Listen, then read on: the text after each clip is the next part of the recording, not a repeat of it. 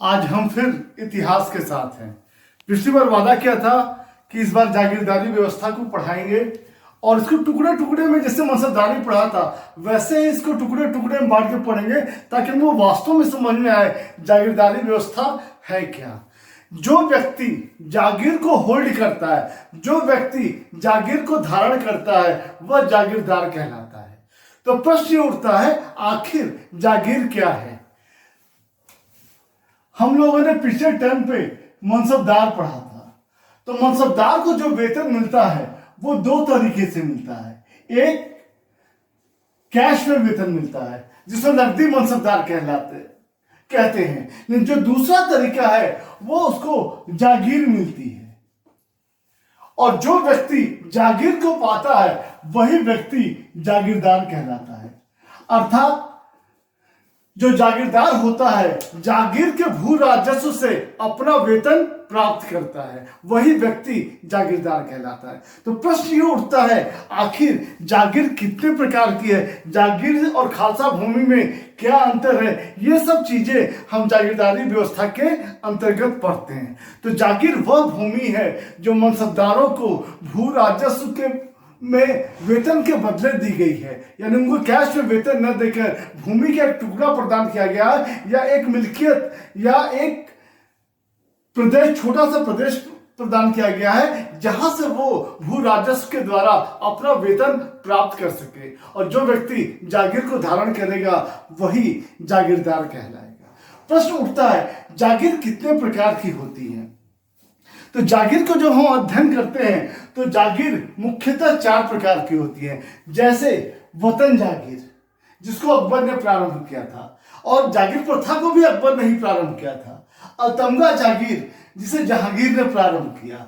सिसमाहा या महीना जागीर, जिसे शाहजहां ने प्रदान किया। मशहूर जागीर, जो औरंगजेब के समय प्रारंभ हुई थी। तो जागीर के यही मुख्य चार प्रकार हैं और इसी को हम पढ़ेंगे, आखिर ये होती क्या है। जैसे मैं पहला प्रश्न करूं, आखिर वतन जागीर है क्या। तो वतन जागीर का मतलब होता है जिसे अकबर ने प्रारंभ किया था।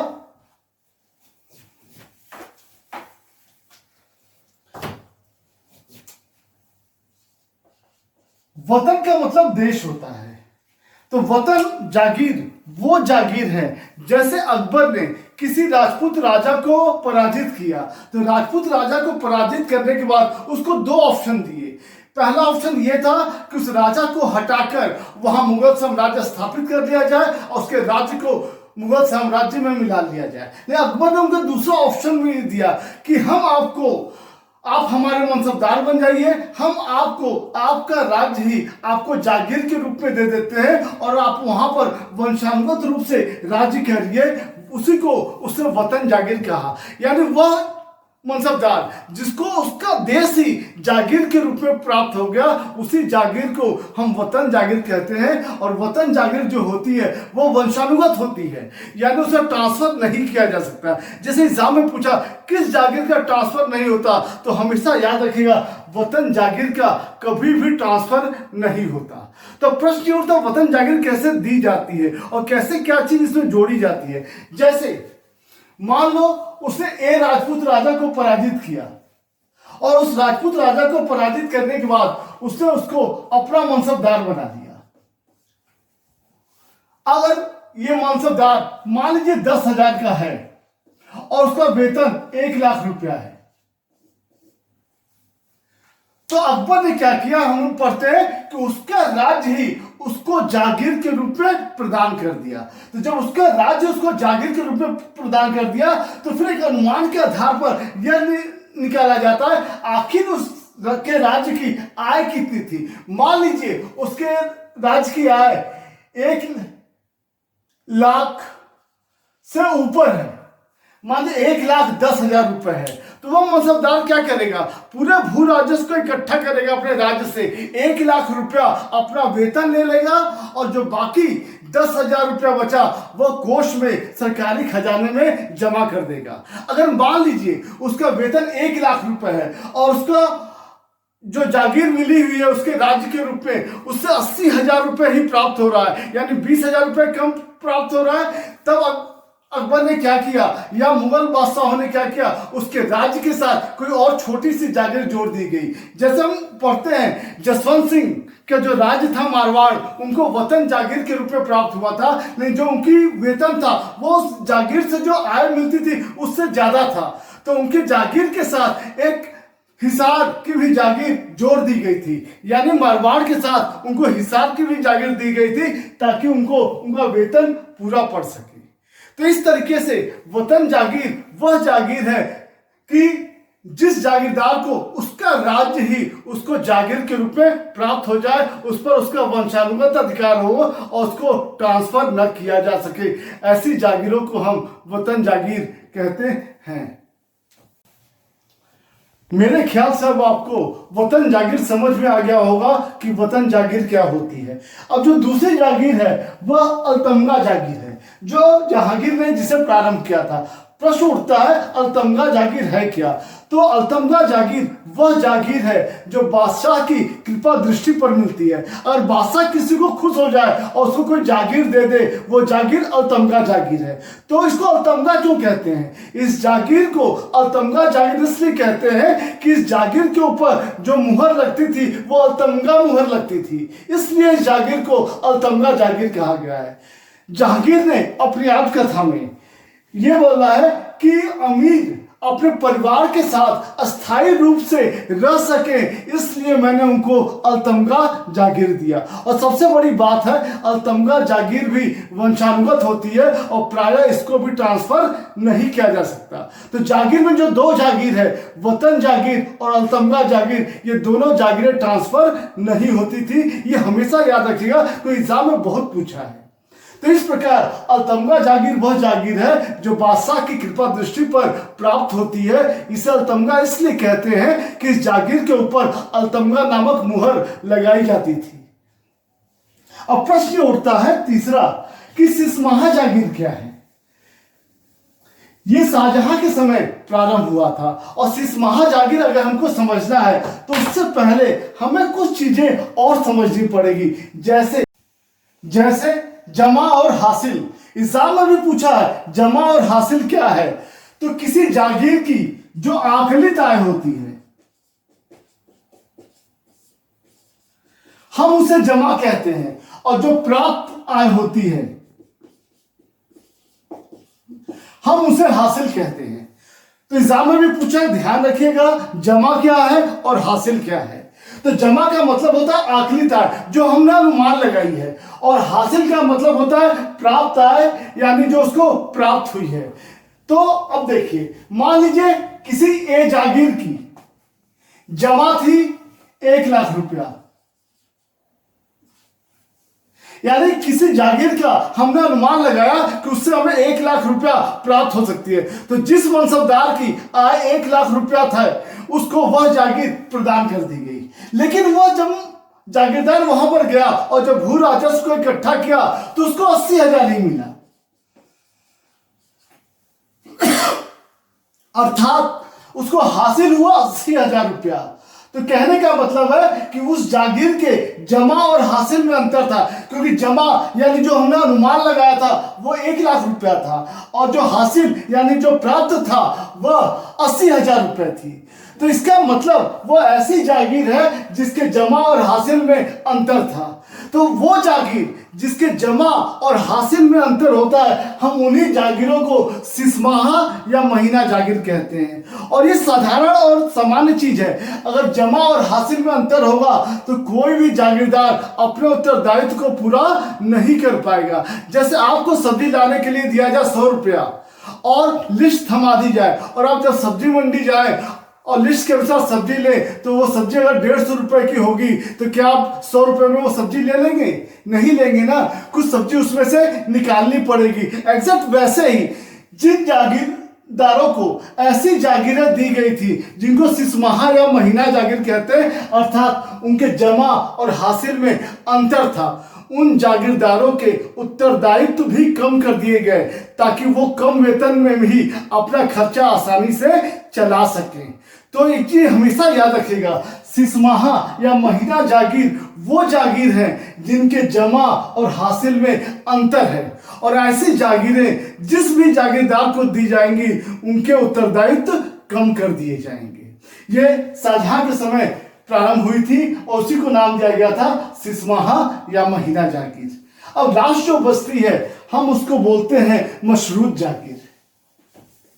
तो आखिर मशरूत जागीर है क्या, जिसका प्रारंभ औरंगजेब के समय हुआ था। इस्लाम ने कई बार पूछा है कि मशरूत जागीर किसके समय प्रारंभ हुई, वो हमेशा याद रखिएगा औरंगजेब के समय। तुरंत उसका इंग्लिश वर्जन देखिएगा, इंग्लिश वर्जन में लिखा हुआ कंडीशनल, किसी कंडीशन के आधार पर यह जागीर दी जाती है, और जब कंडीशन खत्म होता है तो वह जागीर वापस ले ली जाती है। जैसे मान लीजिए आप दिल्ली गए पढ़ने के लिए और आपके पापा ने आपको 10,000 रुपया महीना फीस के अलावा दिया वहां रहने के लिए।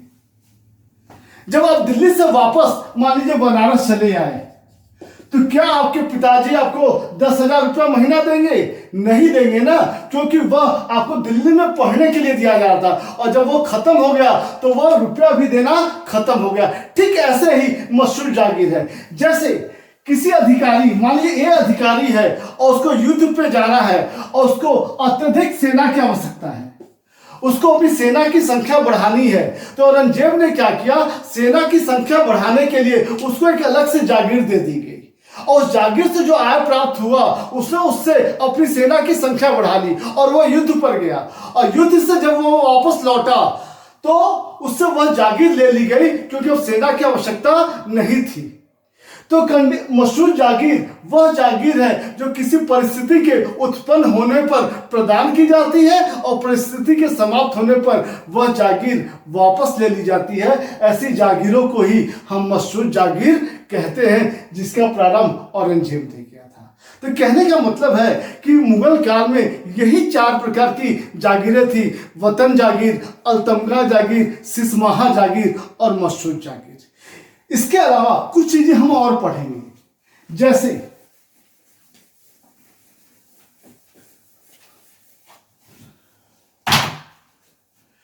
इन जागीरदारों पे नियंत्रण कौन रखता था। देखिए अधिकारी नहीं था,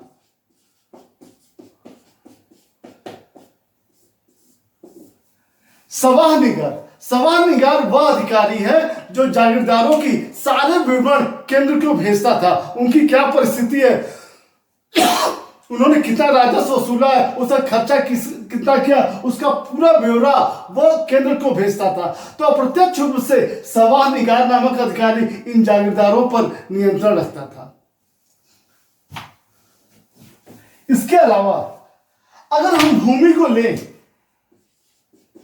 तो भूमि को सामान्यतः 3 हिस्से में बांटा गया था। एक वह भूमि जो मुगल काल में खालसा भूमि कहलाती थी, दूसरी वह भूमि जिसे जागीर भूमि कहते थे, तीसरी वह भूमि जिसे मदद-ए-माश कहते थे। एक चीज हमेशा याद रखिएगा, खालसा भूमि को हम सरकार की भूमि कहते हैं, यानी केंद्र की भूमि कहते हैं। तो इसका मतलब नहीं कि वो सारी भूमि केंद्र की है। खालसा भूमि वह भूमि है जहां से जो भी भू राजस्व प्राप्त होता है वह सीधे केंद्रीय खजाने में जमा होता है, वह सरकार की आय होती है। और जिसे हम जागीर कहते हैं, उससे जो भी भू राजस्व इकट्ठा होता है वह जागीरदार के पास जाता है उसके वेतन के रूप में। तीसरा मदद-ए-माश भूमि होती है जो धार्मिक प्रतिष्ठित व्यक्तियों को दी जाती है उनके जीवन यापन के लिए, जिसके अंदर बहुत सारे हैं, जैसे मिल्क है, इनाम है, सरयुगल है। तो मदद-ए-माश भूमि के कई वर्गीकरण हैं। तो इस तरीके से भूमि 3 प्रकार की होती है: खालसा भूमि, जागीर भूमि, मदद-ए-माश भूमि। यहीं पर एक चीज बहुत ही समझनी आवश्यक है, ये हमेशा याद रखिएगा कि जितनी खालसा भूमि बढ़ेगी उतनी ही सरकार की आय बढ़ेगी, और जितनी जागीर भूमि बढ़ेगी उतनी ही सरकार की आय कम होगी। क्योंकि जब हम आगे पढ़ते हैं तो सतीश चंद्र ने कहा था कि जो मुगल साम्राज्य का पतन हुआ वह जागीरदारी प्रथा के कारण हुआ। यानी मुगल काल के अंतिम हिस्से में जागीर पूरा बांट दी गई। इतना ज्यादा जागीर बांट दी गई कि खालसा भूमि ही कम हो गई। और जब खालसा भूमि कम हो गई तो केंद्रीय सरकार की जो आय थी वो खुद कम हो गई। और जागीर इतनी ज्यादा बांट दी गई कि वो जागीरें सिर्फ पेपर पे थी, वास्तव में जमीन पे जागीर थी ही नहीं। अगर वह व्यक्ति उस जागीर को प्राप्त करने जाता था तो वो जागीर उसे मिलती ही नहीं थी। लोग कहते थे उस समय कि जब आपके बाल पक जाएंगे तब शायद आपको ये जागीर प्राप्त हो। इसको बेजागिरी कहा गया है, यानी आपको जागीर तो मिल गई लेकिन जागीर प्राप्त होने में बहुत ज्यादा देर लगती थी।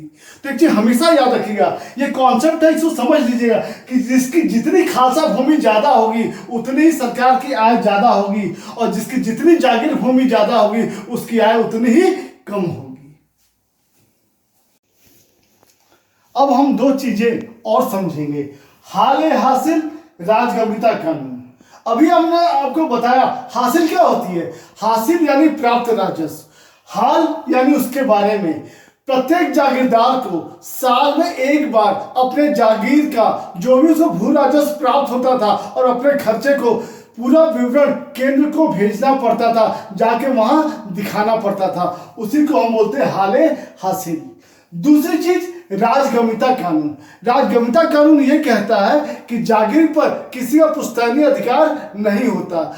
जागीरदार के मरने पर जो भी उसकी संपत्ति होती है वह संपत्ति राजगामी हो जाती है, यानी सरकार को प्राप्त हो जाती है। वह संपत्ति उसके उत्तराधिकारी को प्राप्त नहीं होती।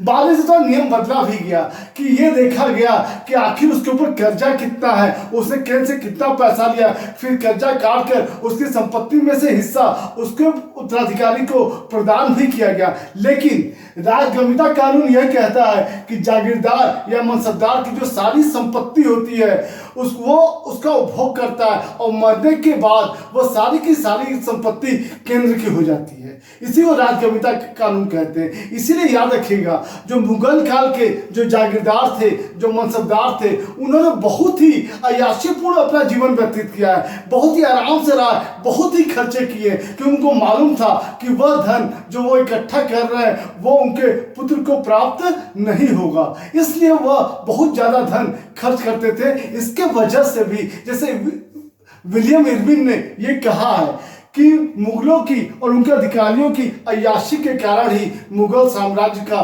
पतन हो।